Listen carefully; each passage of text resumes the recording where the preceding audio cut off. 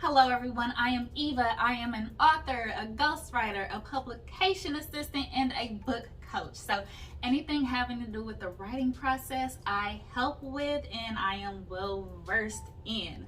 So all my life I have been a bookworm, a philosopher, a lover of wisdom. I've been in the ancient Greek philosophy, Sufi wisdom, you name it. If there's a good quote to be read, I got it. So of course I am well versed in poetry and Dr. Maya Angelou. So the reason for today's video is healing.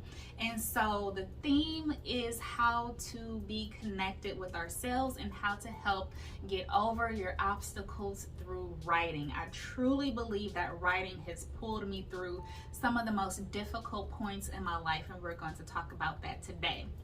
Now, Dr. Maya Angelou had a famous quote. She said, "As soon as healing takes place, go out and heal somebody else." And this is the reason for this video.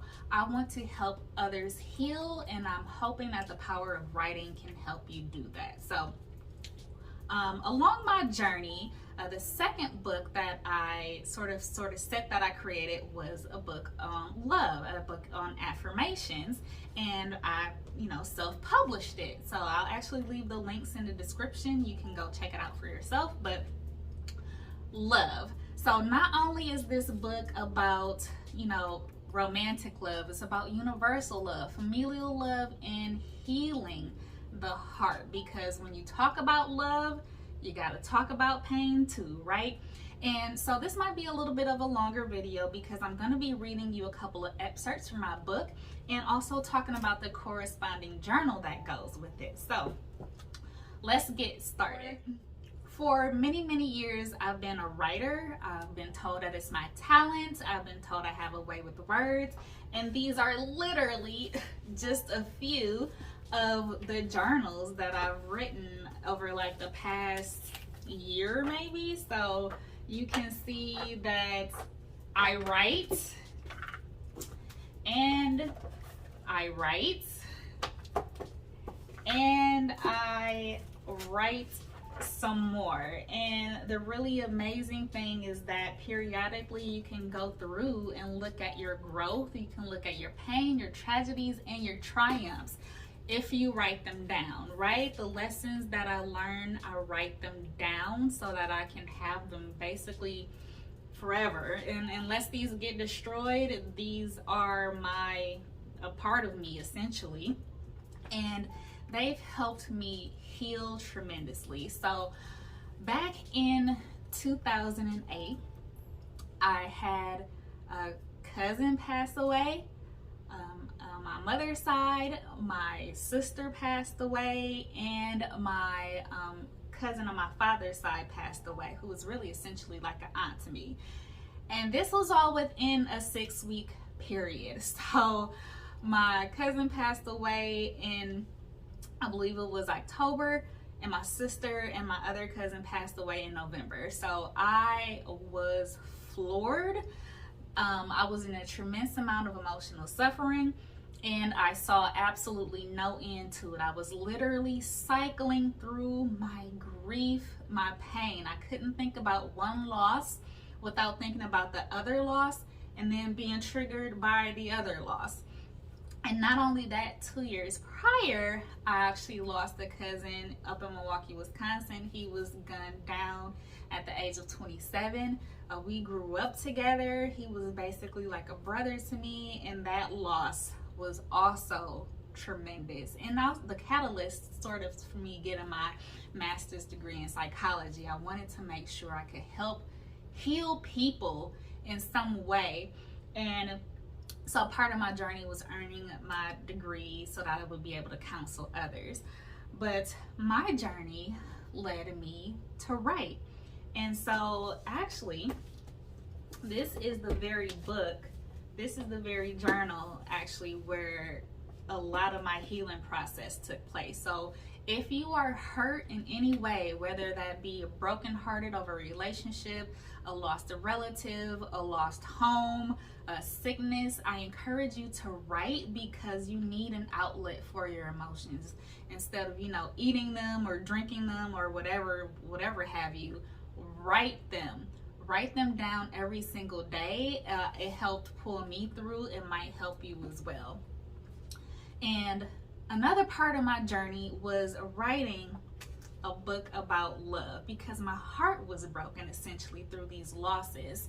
And I wanted a way to pay homage to the ones that I've lost, and really sort of have a way to remember them throughout time.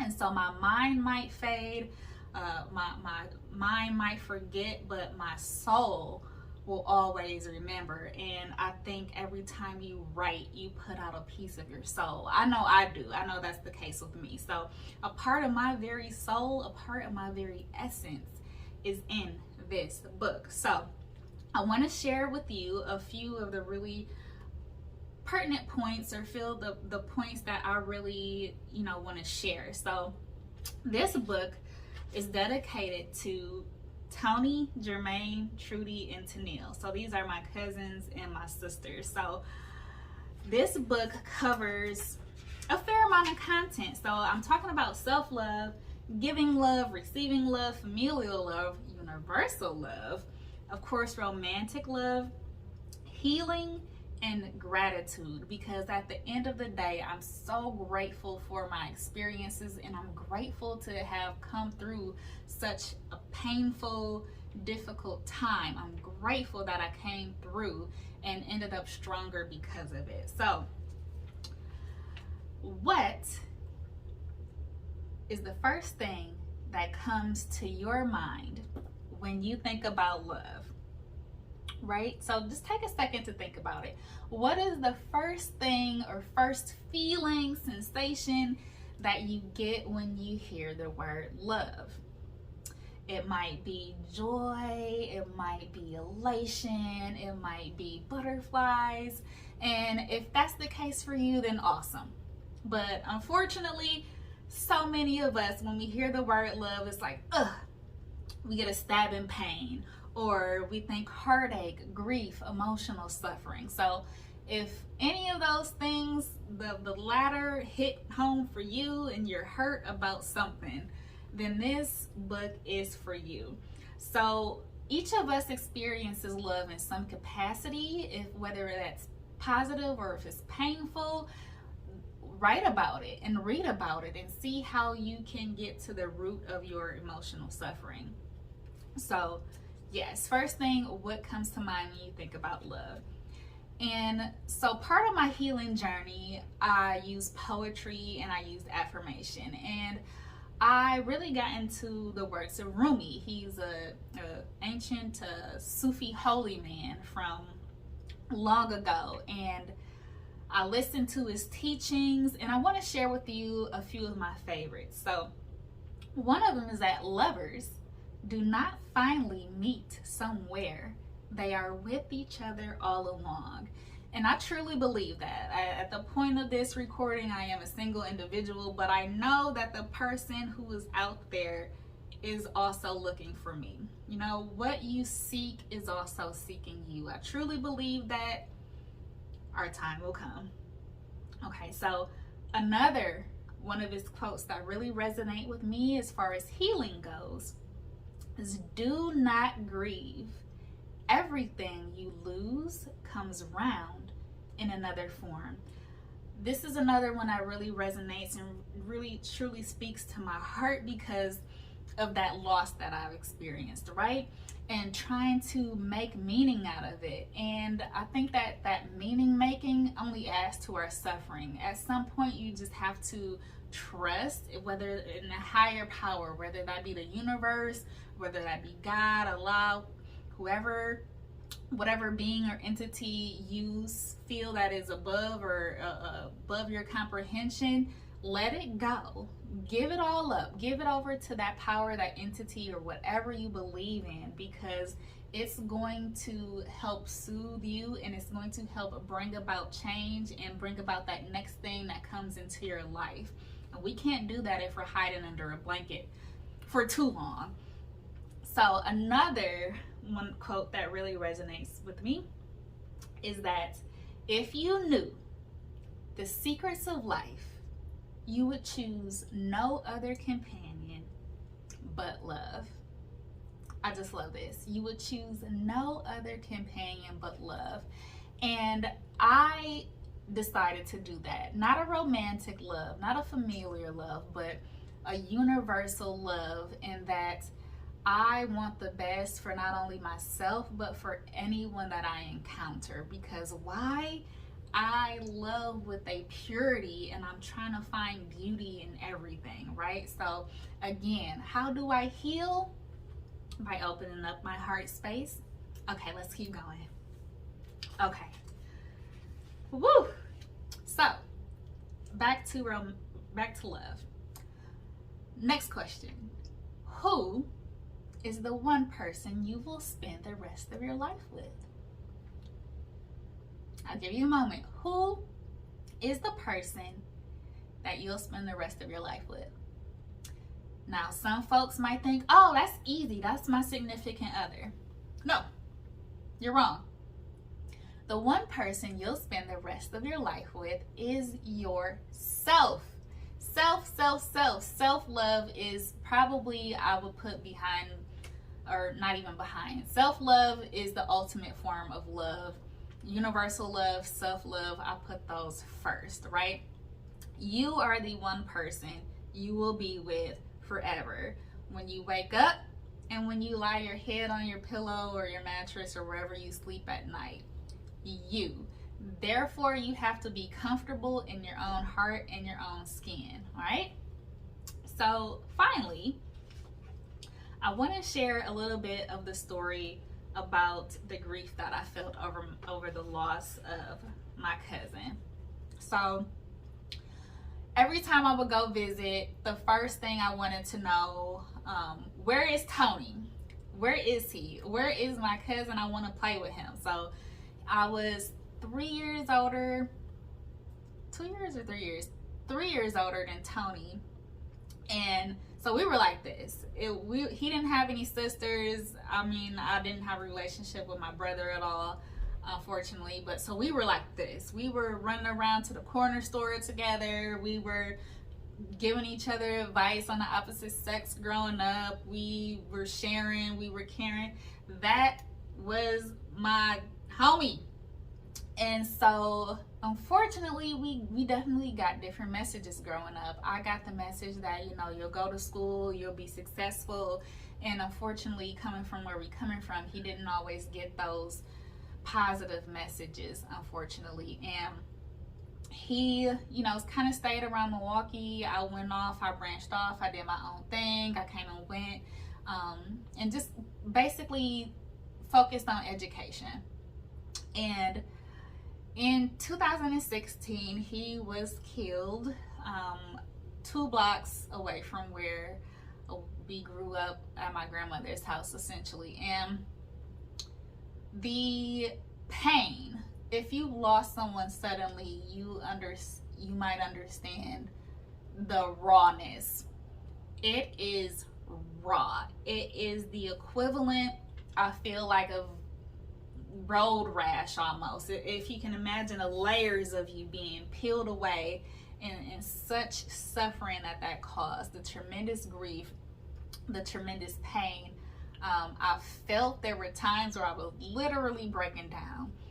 I even crashed my car one day. I was driving when I was crying, and I ended up running into a building, or the building ran into me. That's how I tell it. But I was in pain, and I didn't really see a way out until I started writing. And essentially, this book was a part of my healing journey, not only from him, but for my other cousins and my sister also. So I was sick. I was really, really sick. Literally, physically, emotionally, mentally, I was sick.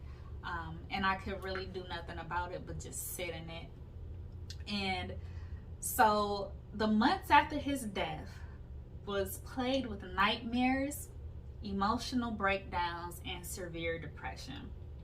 Each beat of my heart felt like a struggle. Just imagine, like, you can feel each time your heart beats and feel it crying out. My heart was crying out for help. So for over a year, I just felt it ache and I felt it pulse, and I would literally choke sometimes on the grief that I felt. So my mind burned with pain, fighting tears, and my mind's eye could only see memories of the past and hopelessness for the future. So this is all a part of my writing in here, essentially. And again, if you lost someone, maybe these words resonate with you. So this went on for a while. I'm like drinking, I'm smoking, I'm trying to numb the pain. I am trying to pull myself out. I'm still trying to remain focused on my career, on my education, and it's just difficult. And so relief did come eventually, and sometimes it's the smallest things that really do it for us. So I was working with my supervisor, getting my master's degree, and all the while I was in tremendous pain, and not too many people realized it. But relief came with one simple phrase from my supervisor when I was finishing up my degree. And he told me that he had heard this sentence from one of his clients, and the sentence was, "You can let go or you can get dragged." And that's all he needed to say. And it wasn't even related to anything that I was talking to him about, because at this point I hadn't even really divulged the pain and the suffering I was in. He was talking to me about another client, another situation entirely. But it hit me hard.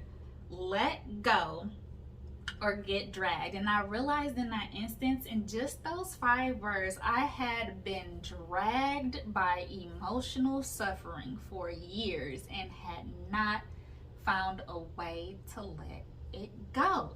So what I did was I continued to write. I continued to visualize. I literally did everything that I possibly could to bring myself out. I read poetry, I did yoga, I rode bikes, I ran, I changed my diet, I did everything in my power. I meditated, and of course, I wrote. I journaled. Every beat of my heart, every sense of my being is a part of these writings. Again, I encourage you all to start writing. It doesn't matter if you spell right, wrong, comma, punctuation marks. Just write. Just write and see what it does for you.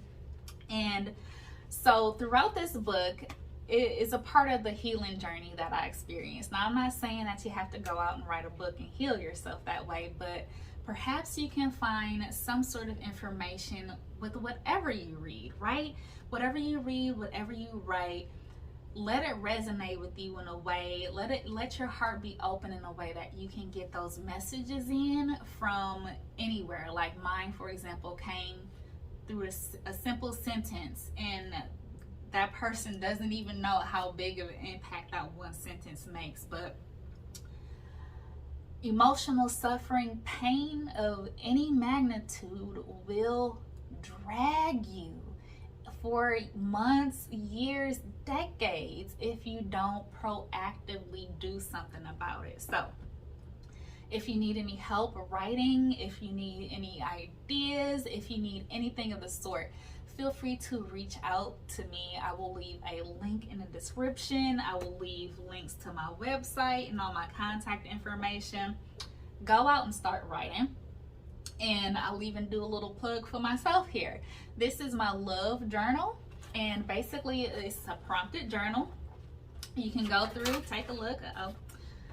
Some of my notes. You can go through, take a look, and see if any of these prompts will help you with your journey. I believe that writing and reading heals. All right, thank you so much for joining me. Until next time, start writing. Go pick up your pen. Start writing right now. Bye-bye.